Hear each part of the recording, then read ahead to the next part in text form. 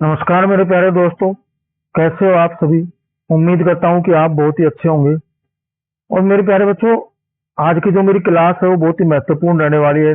और किस टाइप के हमारे पास सवाल होंगे एक बार इस पर नजर देना। एक विभाजन क्रिया में भाजक भागफल का 32 गुना है, शेषफल का 12 गुना है, शेषफल 26 है, तो भाज्य क्या होगा। मेरे बच्चों, इस टाइप के हमारे पास सवाल रहने वाले हैं और नए नए सवालों को मैंने ऐड किया है विभाजन क्रिया वाले।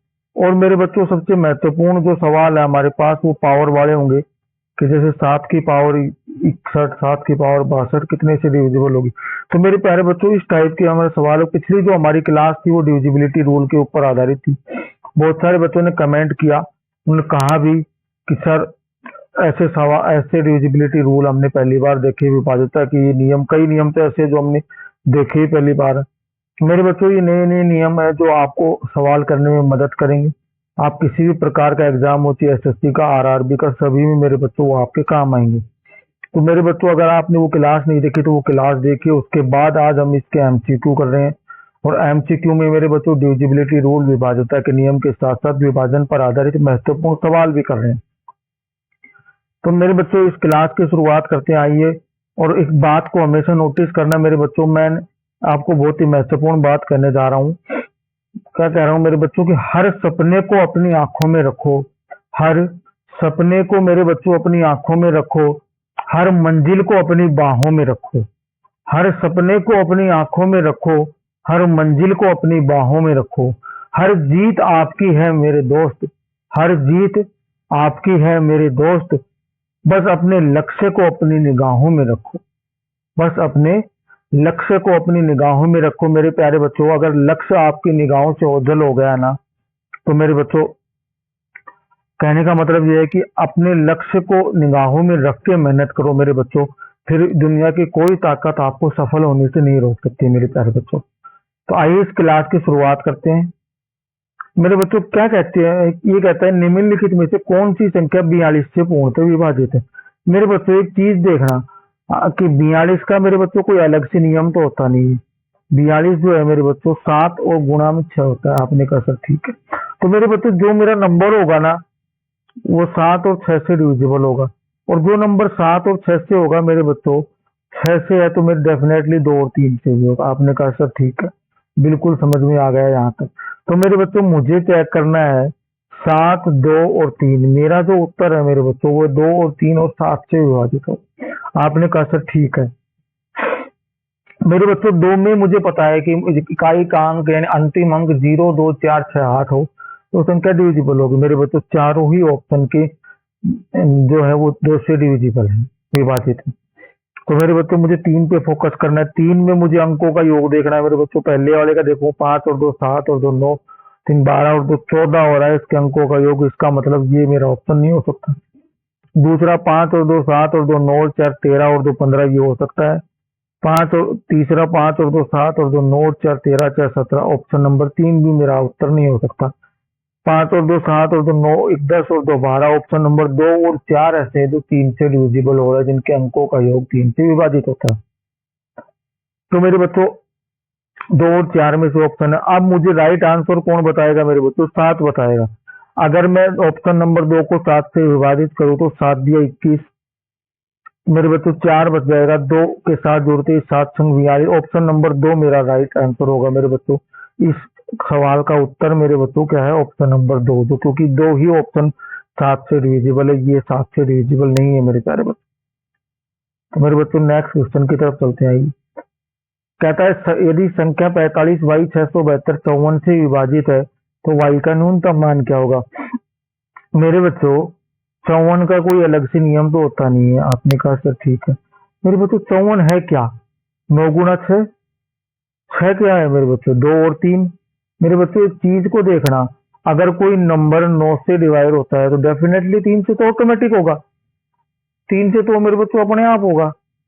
आपने कहा सर ठीक है। तो मेरे बच्चों, मुझे क्या करना है, एक 9 का चेक करना है, एक 2 का चेक करना है। अगर 2 और 9 मिल गया मेरे बच्चों तो वही मेरा उत्तर बन जाएगा। आपने कहा सर ठीक है। सर बिल्कुल ठीक बात कह रहे हो आप। मैंने कहा ठीक बात कह रहा हूँ मेरे बच्चों।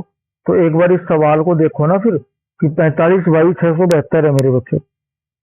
45y 672 है मेरे बच्चों। इकाई का अंक 2 है, इसका मतलब 2 से तो डिविजिबल है मेरे बच्चों। अब मुझे केवल 9 चेक करना है, मुझे इसका अंकों का योग देखना है मेरे बच्चों। 5 और 4 9 और 6 15 और 7 22 और 2 24। मेरे बच्चों मेरे अंकों का योग 24 हो रहा है, तो मैं क्या लिखूंगा इसको? मैं इसको लिखूंगा मेरे बच्चों, मैं इसको क्या लिखूंगा? मैं इसको लिखूंगा y प्लस 24।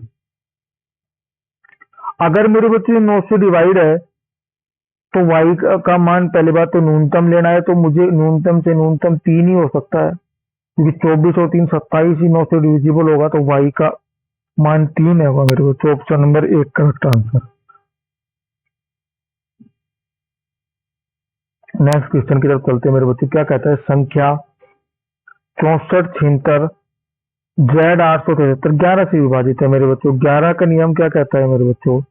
11 का नियम ये कहता है मेरे बच्चों कि इसके सम स्थान और विषम स्थानों के अंकों का योग का अंतर 0 या 11 या 11 का कोई मल्टीपल है, तो मेरे बच्चों 11 से डिवाइड होगा। मैं इसके अंकों का योग करूं मेरे बच्चों, अगर पहले मैं इसके सम स्थानों के अंकों का योग सॉरी विषम का करूं तो 6 और 7 13 13 और एक जेड आ रहा है मेरे बच्चों। 13 और 7 20 और 7 27। मेरे बच्चों आपने क्या कहा कि जेड प्लस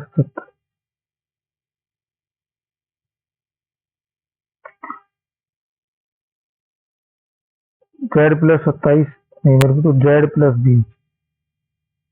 अब मेरे बच्चों आगे देखें तो सम स्थानों के अंकों का योग 4 6 10 10 और 8 18 18 और 7 25। मेरे बच्चों जेड प्लस 20 बराबर 25 आ रहा है, तो जाहिर सी बात है, जाहिर सी बात है मेरे बच्चों जेड का मान 5 होगा। जेड का मान 5 होगा मेरे बच्चों।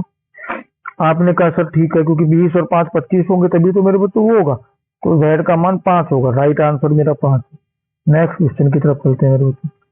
ये बड़ा अच्छा सवाल है मेरे बच्चों। कल अगर जिसने मेरी क्लास देखी है व्यवस्था के नियम की, मेरे बच्चों उस क्लास में जो पिछली जो मेरी क्लास थी उसको जिसने देखा होगा, तो मैंने एक बात कही थी, कोई संख्या अगर ए बी सी के फॉर्मेट में है तो मेरे बच्चों वो 1001 से डिवाइड होगी। आपने कहा सर ठीक है, याद आ गया।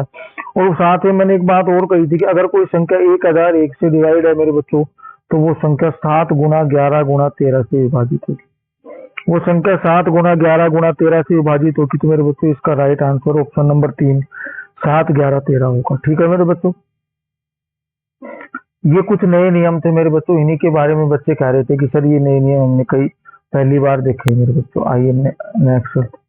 एक ये जो नियम था मेरे बच्चों, ये नया नियम था, इसके बारे में बच्चों ने कहा कि सर ये नियम भी हमने पहली बार देखा था। कह रहा है अगर कोई संख्या 3 7 11 से विभाजित है तो किससे विभाजित होगी मेरे बच्चों? मैंने कहा था अगर कोई नंबर 3 गुना 7 गुना 11 से विभाजित है तो वो नंबर मेरे बच्चों 231 से विभाजित होगा।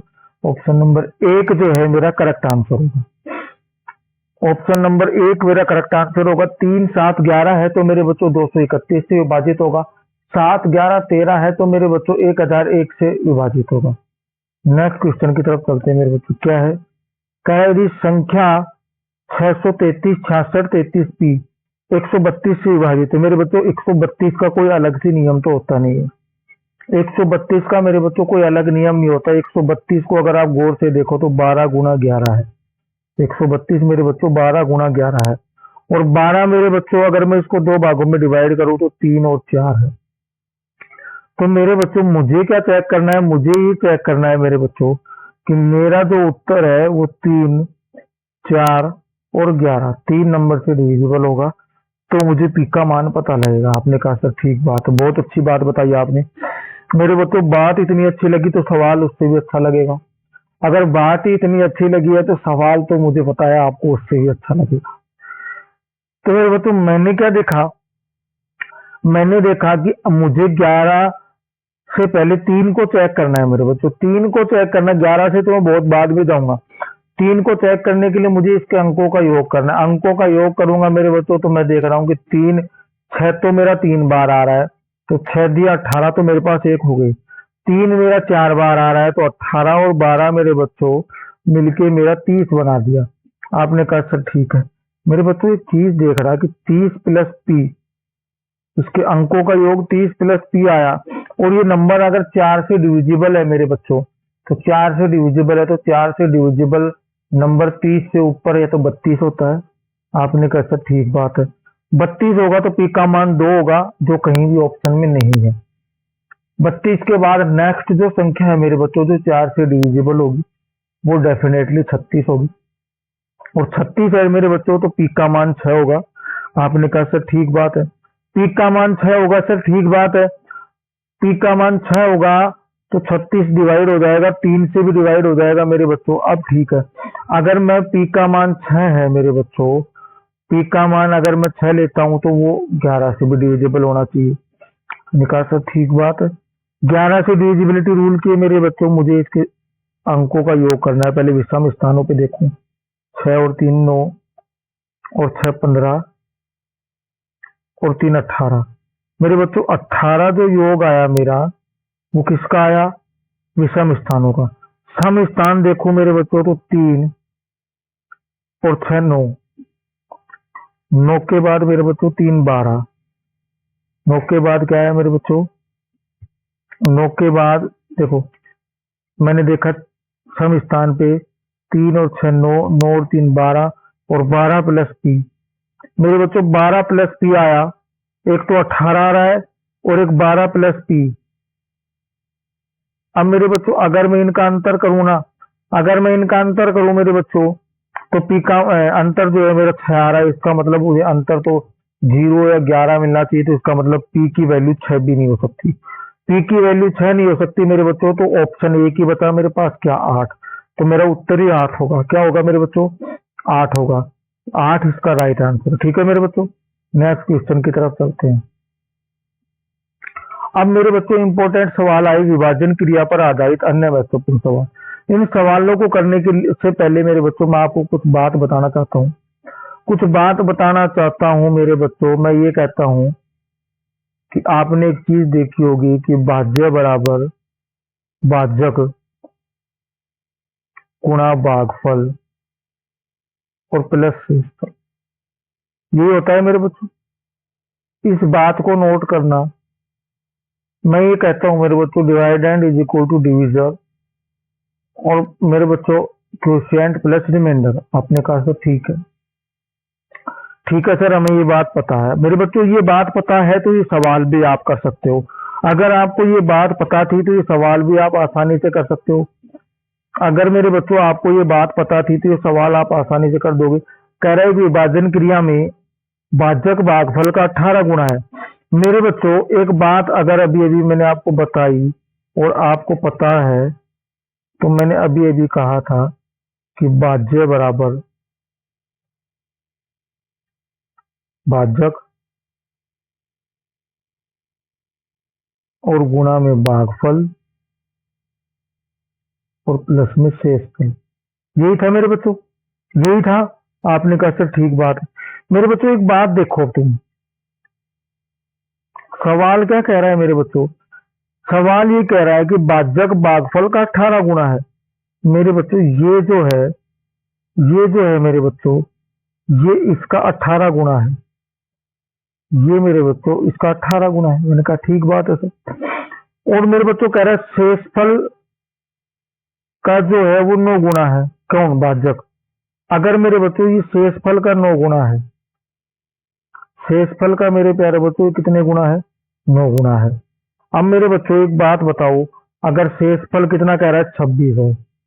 शेषफल 26 है और 26 का 9 गुना भाजक है, तो 26 को जब मैं 9 से गुणा करूंगा मेरे बच्चों तो 26 नाम 234, मेरा भाजक जो है मेरे बच्चों कितना है? 234 है।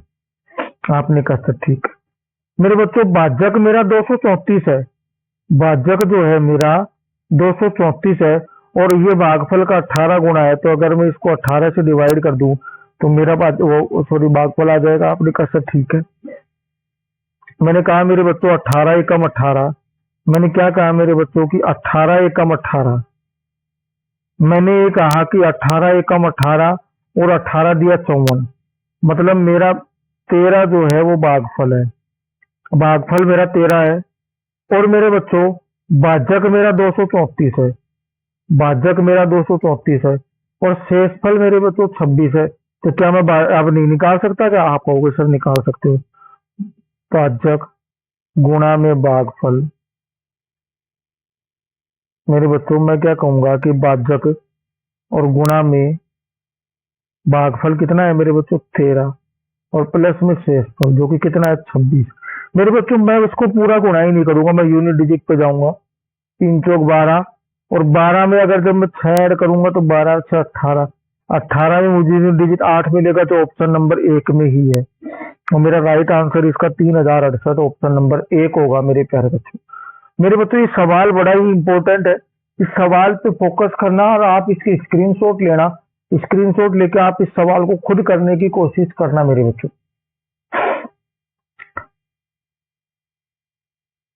आगे देखो मेरे बच्चों, कह रहा है यदि संख्या 97 x 45 62 y 8 88 से विभाज्य है तो y के न्यूनतम मान के लिए x square plus Y square का मान क्या होगा। मेरे बच्चों मैंने एक चीज देखी, आपने कहा सर क्या, आपने कहा सर क्या देखा, मैंने कहा मेरे बच्चों मैंने देखा कि 88 का कोई अलग से नियम नहीं होता। 88 का मेरे बच्चों कोई अलग से नियम नहीं होता। 88 मेरे बच्चों है क्या, तो आपने कहा कि सर 88 जो है वो 11 गुणा 8, 88 जो है वो 11 गुणा 8 है। तो मेरे बच्चों ये नंबर जो है वो 11 से और 8 से डिविजिबल होगा। मेरे बच्चों 8 पे, पहले मैं 8 पे फोकस करता हूँ। सबसे पहले मेरे बच्चों मैं 8 पे फोकस करता हूँ, पहले मैं 8 पे फोकस करूंगा मेरे प्यारे बच्चों। सबसे पहले मैं 8 पे फोकस करूंगा मेरे प्यारे बच्चों। आपने कहा सर ठीक है 8 पे फोकस कीजिए। मेरे बच्चों मैं 8 पे फोकस करता हूँ। 8 में मैंने देखा कि अंतिम 3 अंक 8, मुझे अंतिम 3 अंक से ही पता लग जाएगा कौन सा नंबर 8 से डिवाइड होता है कौन सा नहीं होता है। आपने कहा सर ठीक है। मेरे बच्चों पहले अगर आप कहो तो मैं इसका एक काम कर लूं, आप मुझे अगर छोटा सा ये कहो कि सर कर सकते हो तो मैं एक काम कर लूं, सवाल आसान हो जाएगा, कहो। आपने कहा सर क्या, मैंने कहा मेरे बच्चों सबसे पहले मैं एक काम कर लूं, सबसे पहले मैं एक काम कर लेता हूं। वो एक काम क्या है मेरे बच्चों कि मैं इसके 11 से एक बार अंकों का योग ले लेता हूं। तो इसके विषम स्थान में मेरे बच्चों 9 और x और 9 और 5 14, 14 और 2 16 और 8 24, 24 आया मेरे बच्चों मेरे पास x प्लस 2। मेरे पास क्या है मेरे बच्चों, मेरे पास आया x प्लस 24। इसको मैं यहां लिख देता हूं, ये मेरे सम स्थानों के अंकों का योग है। ठीक है मेरे बच्चों, ये मेरे सम स्थानों के अंकों का योग है मेरे प्यारे बच्चों। तो मैंने एक चीज देखी मेरे बच्चों, 8 और 2 10 और 5 15, 15 और 9 24, बिल्कुल ठीक है। अब मेरे बच्चों सम स्थान और देख लो, सम में मैंने देखा 7 और 4 11 और 6 17 और 8 25। मेरे बच्चों 25 मेरा सम स्थानों के अंकों का योग। ठीक है, 25 जो है मेरा वो सम स्थानों के अंकों का योग है। आपने कहा सर एक बार दोबारा देखो, मैंने कहा 7 और 4 11, 11 और 6 17, 17 प्लस वाई। मैंने कहा 17 प्लस वाई, क्या कहा मेरे बच्चों, मैंने कहा 17 प्लस वाई। मैंने ये कहा मेरे बच्चों x प्लस 24 और 17 प्लस वाई, इतना ही है मेरे बच्चों। मेरे बच्चों इतना ही है, x प्लस 24 और 17 प्लस वाई, यही बात आई। ठीक बात है सर, सर बिल्कुल ठीक है। मेरे बच्चों अगर x प्लस 24 है तो y अंतिम 3 अंक में तो y आएगा। आपने कहा सर ठीक है।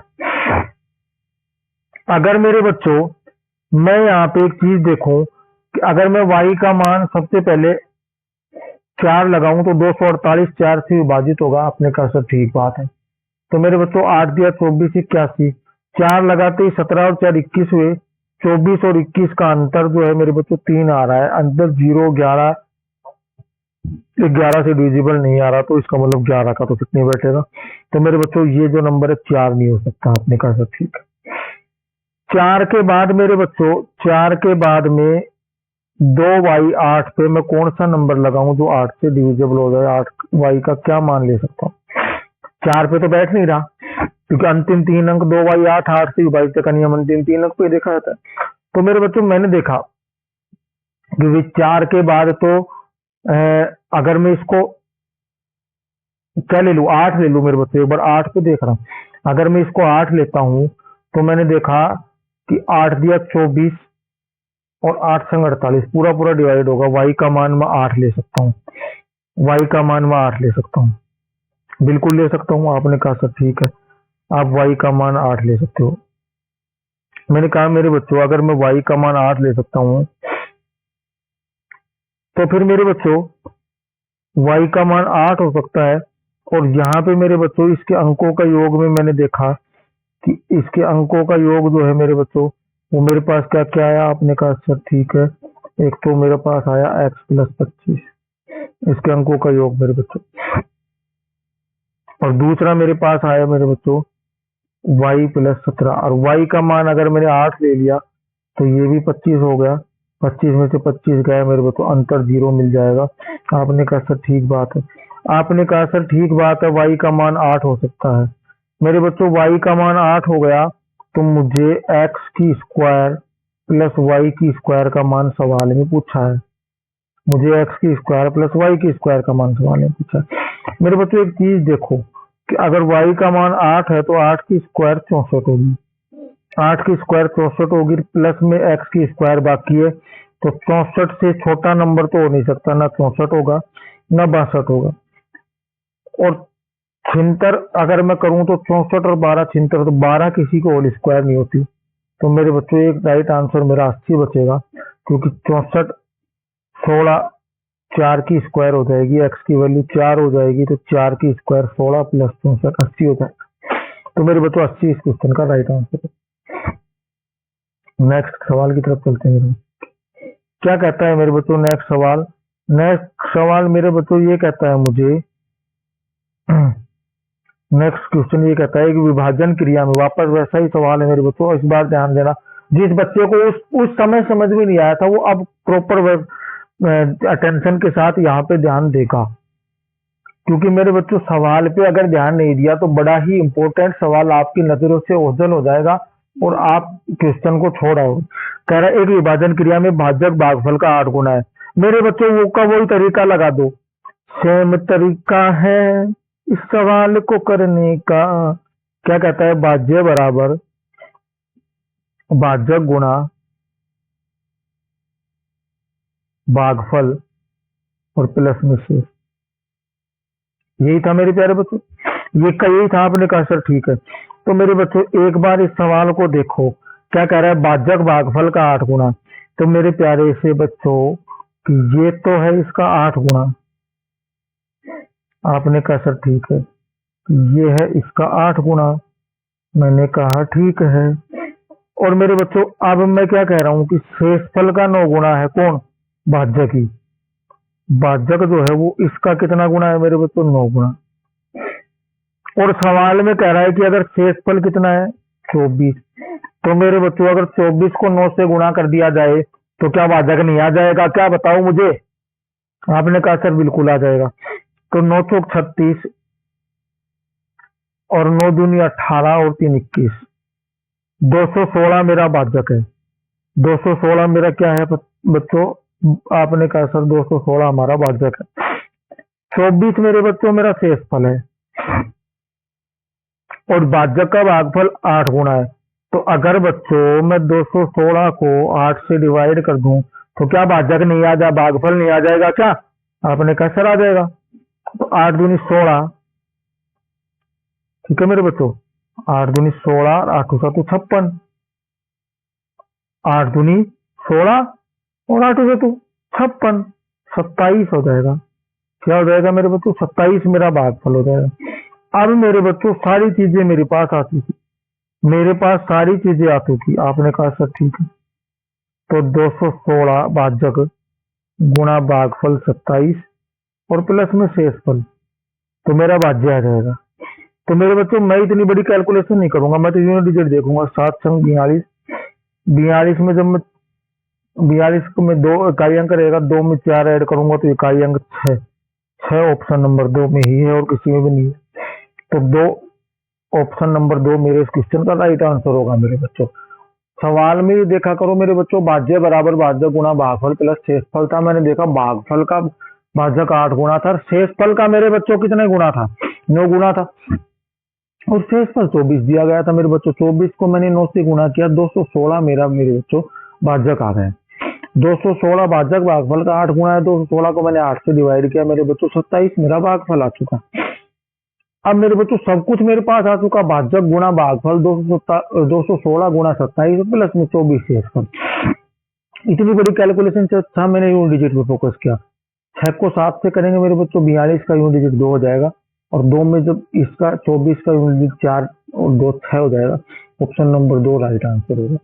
नेक्स्ट क्वेश्चन की तरफ चलते हैं। अब क्या कह रहा है मेरे बच्चों, दो पूर्ण संख्याओं के बीच का अंतर। बड़ा ही अच्छा और प्यारा सवाल है मेरे बच्चों। कह रहा है दो पूर्ण संख्या मैंने मान ली x और y, तो x और y के बीच का अंतर उसने क्या कहा कि 2507 है। कितना है मेरे बच्चों x और y का, 2507। आपने कहा सर ठीक बात है 2507 है।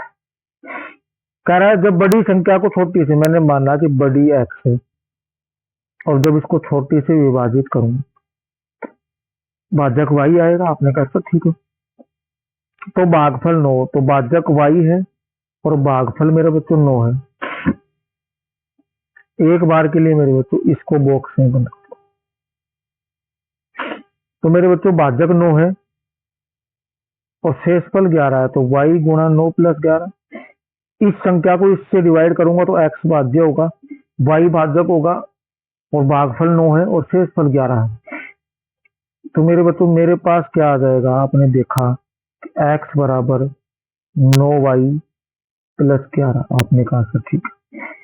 x की ये वैल्यू मेरे बच्चों, x की ये वैल्यू अगर ये इक्वेशन नंबर 1 है तो मैं इसमें पुट कर दूं। आपने कहा कोई दिक्कत नहीं, कर दी सर, कोई दिक्कत नहीं है, कर दे, करो बिल्कुल करो। मैंने कहा मेरे बच्चों x का मान रखूंगा मैं, केवल किसका मान रखूंगा, x का। तो x का मान मेरे बच्चों इसमें अगर मैं रखूं तो 9y प्लस 11, और मेरे बच्चों 9y प्लस 11 और यहाँ पे माइनस y, और बराबर में 2507। आपने कहा सर ठीक है। मेरे बच्चों 9y में से y चला जाएगा, 8y। 11 को मेरे बच्चों इधर प्लस का है तो इधर जाएगा तो माइनस हो जाएगा। 2507 में से जो मेरे बच्चों 11 जाएगा, 2507 में से जब मेरे बच्चों 11 जाएगा तो मेरे पास 2496 बच जाएगा। आपने कहा सर ठीक। y की वैल्यू निकालने के लिए मुझे 2496 को 8 से भाग देना पड़ेगा। y की वैल्यू निकालने के लिए मेरे बच्चों मुझे 24 इसका भाग देना पड़ेगा। मेरे बच्चों यहाँ तक एक बार सवाल को देख लो, क्या कहा था, दो पूर्णांकों के बीच का अंतर 2507 है। x बराबर, मैंने कहा अगर बड़े को छोटे से विभाजित किया, बड़ा मैंने x माना, छोटा मैंने y मान लिया, तो भागफल 9y गुणा 9 शेषफल 11। 9y प्लस 11 को मेरे बच्चों समीकरण 1 में मैंने x का मान रख दिया, तो x की जगह 9y प्लस 11 और माइनस y और बराबर हो 2507। 9y में से y गया मेरे बच्चों, 8y बच गया, 11 इधर गया तो 2507 माइनस 11 2496 आ गया मेरे बच्चों। अब मेरे पास है 8y बराबर 2496। ठीक है मेरे बच्चों। अब 2496 को जब मैं 8 से डिवाइड करूंगा मेरे बच्चों, अगर मैं 2496 को 8 से डिवाइड करूंगा, 2496 को मेरे बच्चों मैं 8 से डिवाइड करूंगा, तो आपने कहा 8 दिया 24, 8 एकम 8 और 8 दूनी 16, 312 आ गया मेरे बच्चों। 312 मेरा y का मान है। आपने कहा सकती, और दो पूर्णांकों का अंतर 2507 है, तो मेरे बच्चों अगर 2507 में मैं 312 को ऐड कर, तो क्या मेरा उत्तर नहीं आ जाएगा? क्या आपने कहा सर बिल्कुल आ जाएगा। बड़ी संख्या आ जाएगी सर, 7 और 2 9, 1 8, 2819 मेरा राइट आंसर है। 2819 मेरा राइट आंसर होगा। आपने कहा सर ठीक है, कोई दिक्कत नहीं, बिल्कुल समझ में आ चुका। आगे चलते हैं। कह रहे दो धनात्मक पूर्णांकों में 1627 का अंतर है। मेरे बच्चों ये वैसा ही सवाल है, वैसा ही सवाल है बिल्कुल। तो मैं बिल्कुल इसको ऐसे ही करूंगा, x माइनस वाई बराबर 1627, दो धनात्मक पूर्णांकों का अंक। अब कह रहा है छोटे को बड़े से डिवाइड किया जाए तो y, तो भागफल 7 और शेषफल मेरे बच्चों 157 है। तो मेरे बच्चों ये क्या हो गया, 7y प्लस 157। आपने कहा सर ठीक। 7y प्लस 157, आपने कहा सर ठीक। अब मेरे बच्चों ये जो x की जो वैल्यू है ना मेरे बच्चों, ये जो x की वैल्यू है ये मैं यहां रख दूं तो मेरा क्या हो जाएगा, 7y प्लस 157 और माइनस वाई बराबर 1627। 7y में से y चला जाएगा मेरे बच्चों, तो क्या बच जाएगा 6y। 157 को अगर मेरे बच्चों में इधर भेज दूं, 157 को इधर भेज दूं तो 157 यहाँ आके माइनस हो जाएगा। आपने कहा सर बिल्कुल हो जाएगा, माइनस कर दो। 12 में से 5 गया, 7 बच गया मेरे बच्चे। 5 में से 1 गया तो 4 बच जाएगा, 1470 आ गया। 6y बराबर 1470 है मेरे बच्चों। तो जब 1470 को मेरे बच्चों 6 से डिवाइड किया जाएगा तो मैंने देखा कि क्या आएगा, 6 दूनी 12, 6 दूनी 12 और 27, तो मेरे बच्चों 6 चौक 24 और 6 पंजे 30, 245 आया। क्या आया मेरे बच्चों, 245 आया। 245 में उसने मेरे से ये नहीं पूछा कि छोटा पूर्णांक क्या, उसने कहा छोटा पूर्णांकों के अंकों का योग क्या है। तो छोटा पूर्णांक उसके अंकों का योग, छोटा पूर्णांक 245 है तो अंकों का योग क्या होगा, 2 और 4 6 और 5 11। ऑप्शन नंबर 1 मेरा राइट आंसर है, वो करेक्ट। ठीक है मेरे बच्चों, नेक्स्ट सवाल करते हैं। कह रहा है कि विभाजन क्रिया में भाजक, मेरे बच्चों इस सवाल को मैं नहीं कर रहा हूं, इस सवाल का उत्तर मुझे आपसे चाहिए, इस सवाल का उत्तर मुझे आपसे चाहिए। आप करोगे, इस सवाल को आप करोगे, ये आपका HW है और इसका उत्तर मुझे आप कमेंट में दोगे। इसकी स्क्रीनशॉट ले लो, इसका उत्तर मुझे कमेंट में चाहिए, इसका उत्तर मेरे बच्चों मुझे कमेंट में देना। ठीक है मेरे बच्चों। अब कह रहा है कौन सी संख्या 7 की पावर 81, कौन सी संख्या जो है वो 7 की पावर 81 प्लस 7 की पावर 82 प्लस 7 की पावर 83 को पूर्णतः विभाजित कर देगी। मेरे बच्चों अगर इतने इतने में मैं 7 की पावर 81 को कॉमन ले लूं, अगर मैं 7 की पावर 81 को कॉमन ले लूं तो क्या आपको कोई परेशानी है? क्या आपने कहा सर नहीं। 1 7 की पावर 2 प्लस 7 की पावर, ये बचेगा मेरे बच्चे 7, यहाँ से तो 1 बचेगा और यहाँ सॉरी मेरे बच्चों यहाँ से तो 1 बचेगा और यहाँ 7 की पावर 1 बचेगी और यहाँ मेरे बच्चों 7 की पावर 2